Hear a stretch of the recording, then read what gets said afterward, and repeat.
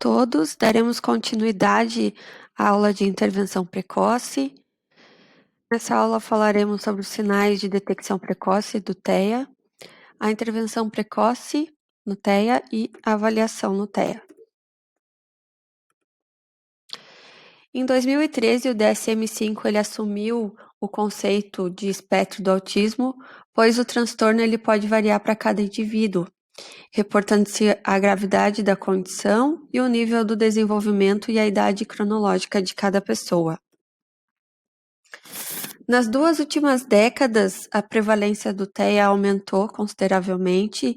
Isso se deve ao fato de o diagnóstico estar bem mais preciso do que antigamente.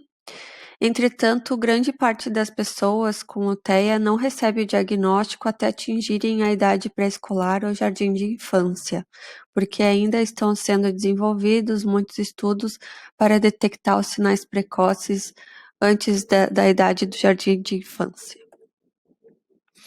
Em alguns casos, o TEA pode se manifestar por períodos de estagnação ou regressão do desenvolvimento, como a degradação gradual ou relativamente rápida dos desempenhos sociais, ou também o uso da linguagem, e a distinção clínica baseada no tipo, na frequência e na intensidade dessas manifestações.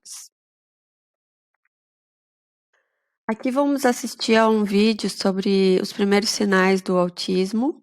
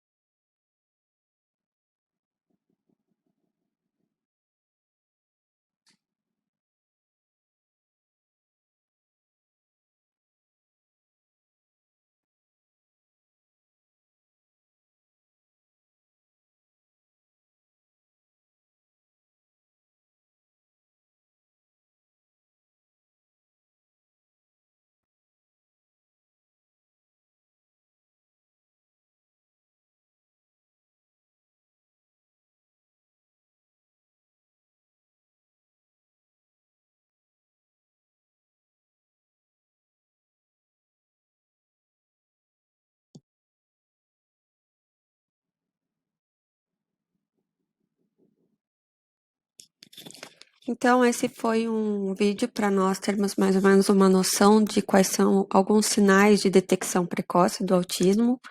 Todos esses sinais variam de pessoa para pessoa, do tipo e da intensidade. Nunca vai ser igual para todos, mas alguns sinais nós temos que ter mais ou menos uma ideia de como eles se dão. A detecção precoce e o diagnóstico do TEA são importantes para que se possa apurar as oportunidades para as crianças se beneficiarem mais amplamente da intervenção e também diminuir os desafios complexos que estão associados a esse transtorno. Eu trouxe aqui, e vou apresentar para você nos próximos slides, A American Academy of Pediatrics, ela elaborou umas linhas orientadoras para as práticas da identificação e o rastreio e diagnóstico do TEA. Então, ela trouxe aqui alguns sinais de detecção precoce a nível da comunicação social, a nível do jogo, da linguagem, da cognição, a regressão, perda das primeiras palavras e ou social emocional, a relação sensorial visual ou outras. Aqui são alguns sinais de detecção precoce que vocês também podem utilizar para observação. Embora seja um transtorno que varia no aparecimento dos sinais de desenvolvimento atípico a nível da cognição, da fala e da linguagem, da comunicação social e também do domínio sensório-motor entre os primeiros 2 anos de idade, há uma sobreposição dos sinais, os quais estão sinalizados para o diagnóstico do TEA. Quando esses sinais são detectados, é essencial que se continue um sistema de vigilância ou também um rastreio no contexto em que a criança se insere. No caso dos professores, é sempre observar os sinais do seu aluno em sala de aula e também conversar com os pais para saber como que essa criança se comporta em casa. Analisar o TEA é também compreender suas variações e manifestações em diferentes domínios, que vão desde o cognitivo ao comportamento adaptativo, também a comunicação, a interação social, analisando de forma a percebê-lo em sua singularidade, ou seja, embora o TEA tenha alguns sinais, sempre vai variar de pessoa para pessoa. Os profissionais experientes recorrem aos instrumentos estandartizados e não estandartizados também, como entrevista, anamnese, para realizar tanto sala de aula, mas também em conversa com os pais. E esses instrumentos devem seguir algumas recomendações necessárias para distinguir o TEA dos padrões atípicos do desenvolvimento nessas idades precoces. É fundamental que os profissionais compreendam a evolução do TEA ao longo da vida e o perfil das competências de cada indivíduo, com vista à elaboração de um plano de intervenção que seja individualizado e que ajude a contornar as incapacidades. E também devem ser realizadas um contínuo de avaliações para poder sempre atualizar o tipo de intervenção que será realizada com essa criança. Então, aqui eu trouxe um lembrete para nós do porquê que é importante a intervenção precoce para a criança. Porque o cérebro das crianças está mais receptivo a estímulos, é o momento ideal para a melhor desenvoltura da criança e também porque a qualidade do contexto em que ela está inserida, ou seja, a escola, a família, a vizinhança e etc., e as experiências adequadas nos momentos certos de desenvolvimento, ajudam a desenvolver as funções cerebrais.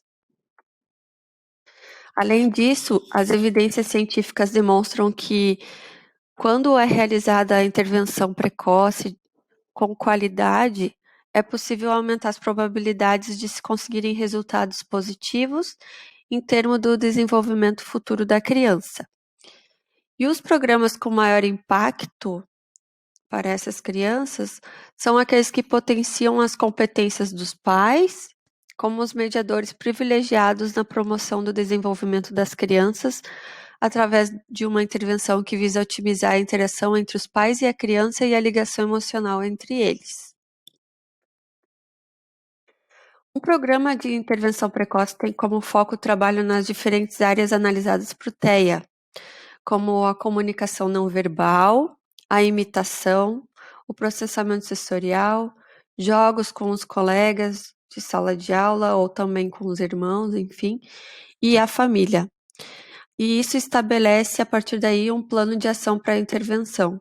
Então, o pedagogo vai pensar, por exemplo, em como inserir intervenções em sala de aula que abarquem as áreas analisadas para que precisam ser criados objetivos para essa criança. Os estudos indicam que a interface entre as diferentes terapias e as metodologias de intervenção, tanto a nível educacional quanto comportamental, que sejam analisadas e planejadas, elas possibilitarão o desenvolvimento da criança com TEA. E elas também têm mostrado como viáveis para a obtenção de melhores resultados. Entre todos os métodos de intervenção mais utilizados no tratamento das crianças com TEA são os seguintes: a terapia comportamental, o método TEACH, o método ABA, a realidade virtual e o modelo Flurtime. Eu trouxe aqui 6 recomendações de sucesso dos programas de intervenção precoce em crianças com TEA, que foram desenvolvidos por esses 2 autores. E eles dizem que a intervenção, assim que você perceba que a criança tem o TEA e tenha feito o seu diagnóstico, as avaliações, enfim, junto com todos os colegas, ela deve começar com a maior brevidade possível. A intervenção deve incluir um envolvimento ativo da criança com TEA em todas as sessões, tendo sempre presente o nível de desenvolvimento e a idade dela, para que através das atividades significativas os profissionais consigam atingir os objetivos planejados. Toda a intervenção deve estar focada nos objetivos individuais da criança, que foram delineados juntos com a família. A intervenção deve incluir a família, incluindo o desenvolvimento das suas capacidades em lidar com a criança que tem o TEA. A intervenção deve incluir avaliações sistemáticas, ou seja, devem ser realizadas avaliações regulares do programa que foi desenvolvido pelos profissionais em conjunto com a família, para que o desenvolvimento da criança com TEA seja avaliado regularmente e para que o programa seja redefinido sempre que for necessário. As intervenções devem incluir oportunidades inclusivas e o desenvolvimento da criança com TEA deve ser potenciado, preferencialmente nos seus contextos naturais, através das interações naturais que ocorrem com os seus pares, ou seja, com os colegas da criança, que têm o desenvolvimento típico, seja na creche, no jardim de infância, na escola. Sobre a avaliação no TEA, existem alguns tipos de avaliação. Os principais instrumentos de avaliação de diagnóstico são o MCHAT, tem o CARS-2, ADI-R, ADOS e o PEP-3. Como um conjunto de princípios para avaliação do TEA, o autor Bagnato ele defende que os estilos, os métodos e os conteúdos da avaliação da criança têm que ser realizados no contexto natural dela e devem obedecer a novas abordagens, as quais devem contemplar um conjunto de princípios. Essas avaliações devem ser realizadas nesses contextos naturais, até para perceber como que a criança ela atua nesses vários contextos, porque dependendo do contexto, ela tem outro tipo de comportamento. Aqui tem algumas linhas orientadoras, começando pelos profissionais e as famílias colaboram na planificação e na implementação da avaliação, que os profissionais eles devem facilitar o acesso da família à planificação do processo de avaliação da criança e assegurar a existência de um único mediador para as famílias nesse processo, que é aquilo que nós já vínhamos conversando em relação de que é melhor que seja um mediador para estar junto com a família em questões de confiança e também de acompanhamento a nível mais geral do que é o desenvolvimento da criança nos vários contextos e como que a família ela tem os seus suportes informais e formais. Os profissionais devem se encontrar e colaborar com as famílias para discutir as suas preferências e chegarem a um consenso sobre o processo, os métodos, também os instrumentos que serão utilizados no momento da avaliação. que eles tenham que ir ao encontro das necessidades da criança e também solicitar informação da família sobre os interesses, capacidades e as necessidades especiais da sua criança. Os profissionais eles apoiam as famílias na identificação dos seus recursos, preocupações e prioridades relacionados com o desenvolvimento da sua criança. Outra questão é a avaliação individualizada e apropriada à criança e à sua família. Então, em conjunto com as famílias, os profissionais avaliam a criança nos seus contextos naturais e utilizam múltiplas formas de avaliar o desenvolvimento da criança, escolhendo instrumentos e procedimentos que englobem as diferenças sensoriais, físicas, sensitivas e temperamentais da criança.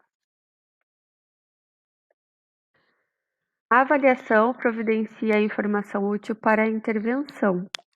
Então, as famílias e os profissionais avaliam a presença e a extensão dos comportamentos atípicos da criança que possam ser barreiras à intervenção e ao seu desenvolvimento. Os profissionais utilizam análises funcionais do comportamento para avaliar a forma e a função dos comportamentos desafiantes e avaliam não só o domínio imediato da capacidade da criança, mas também a sua consistência em outros contextos e com outras pessoas. Os profissionais analisam o nível de apoio que a criança necessita para executar uma tarefa e escolhem escalas com itens suficientes para detectar pequenos incrementos do seu progresso. Os profissionais partilham informação de forma respeitosa e útil. Os profissionais eles reportam os resultados da avaliação de forma útil e compreensível para as famílias, ou seja, que tenham uma linguagem acessível e que também tire todas as dúvidas da família que ela tiver em relação aos resultados da avaliação. E também nessa avaliação ele tem que referir os pontos fortes e as prioridades para promover o desenvolvimento ideal, assim como as limitações da avaliação. Os profissionais eles redigem um relatório que contém as descobertas e interpretações sobre a inter-relação das diversas áreas do desenvolvimento da criança, organizam os relatórios, dividindo ele por domínios desenvolvimentais ou funcionais, assim como também dá para dividir esse relatório pelas preocupações e não necessariamente pelo modelo da avaliação. O profissional vai escolher qual é a melhor forma de dividir esse relatório para que seja acessível a todos. Os profissionais atendem aos requisitos legais e processuais e às diretrizes das práticas recomendadas que nós falamos na aula anterior. Então, os profissionais informam a família sobre as regras, os regulamentos da intervenção precoce, no que diz respeito à avaliação. Os profissionais e as famílias monitorizam o progresso da criança pelo menos a cada 90 dias, a fim de modificar essas estratégias de intervenção, avaliá-las e redesenhá-las, para ir ao encontro das constantes mudanças da criança e da família. E também devem ser avaliadas as crianças anualmente, como que foi o seu progresso, de modo a adequar o seu plano de intervenção. Agora aqui eu trouxe uma atividade para a participação no chat, que é para fazer a leitura do artigo A Complementaridade de Pais e de Profissionais na Avaliação e Intervenção Precoce e também modalidades de trabalho com os pais na pré-escola. Como que o educador vai conseguir criar esse laço mais próximo com os pais na escola. Então, aqui tem algumas dicas. E essa leitura dos artigos será para nós conversarmos no chat, também para vocês trazerem as suas dúvidas, contribuições, experiências, enfim, para compartilhar com todos os colegas. Aqui eu também trago uma sugestão de leitura que eu vou deixar disponível para vocês no sistema do AVA, que são 2 guias práticos para a intervenção com a criança com TEA no âmbito da escola. Então, tem um que é mais indicado para síndrome de Asperger e outra para autismo a nível geral. Claro que sabemos que com DSM-5 o síndrome de Asperger já faz parte do todo que é o autismo e tem algumas coisas até que podem ser utilizadas para diversos níveis de autismo da criança. Então, por isso que eu trouxe esses dois manuais, porque um complementa o outro e tem ideias bem práticas para vocês colocarem em prática com os seus alunos ou até terem algumas ideias.